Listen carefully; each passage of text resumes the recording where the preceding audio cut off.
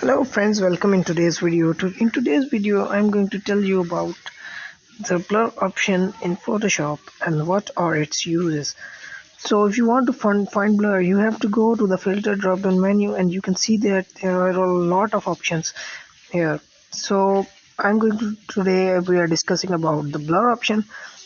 So first let me tell you about the 3D option. In 3D, there are some options, but in today's video I'm not going to tell you about those. As you can see that if I click, they will not work because I've disabled them by the graphics. So in next over here is blur. So in blur there are a lot of options. So first over here is average blur, and it's written as average. If I'll click on it, you can see that the whole image is blurred.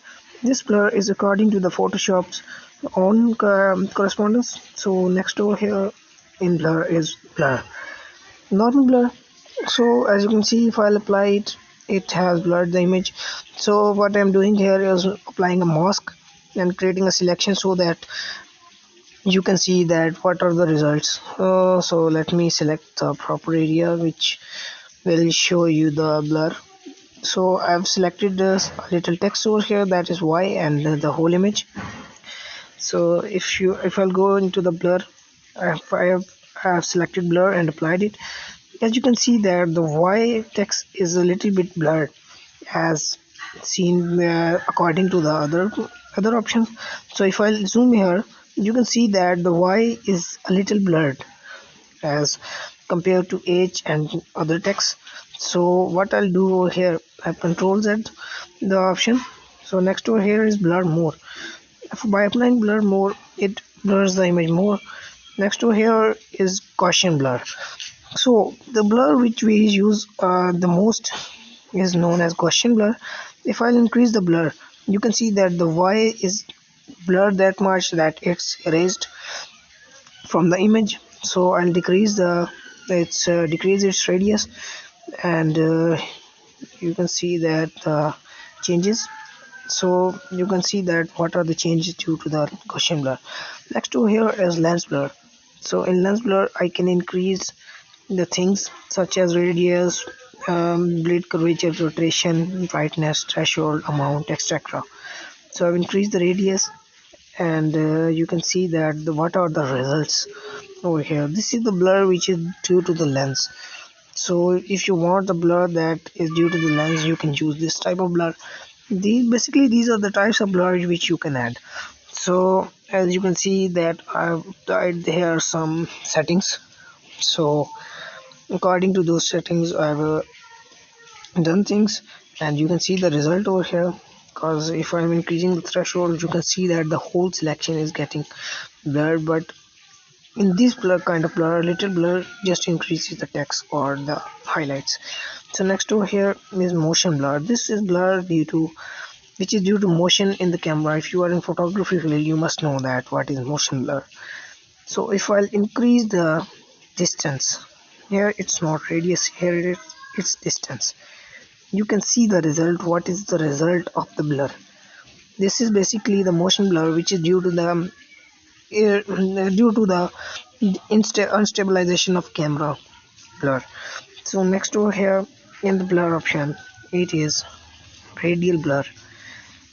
In radial blur, you can apply a blur that is inside a radius. So you can see that what are the changes over here and what kind of blur you can get over here. So I'm not getting into the too much detail because you can see what are the results over here. So I've undone the option. So next over here I'll go to blur, and here's shape blur. So here you can blur according to the shape. So here the shape is selected as tree. So you can select any shape. There are a lot of shapes. Now you can add more shapes in the Photoshop. You can see that there are a lot of shapes. So this is not used much. Here next over here is smart blur.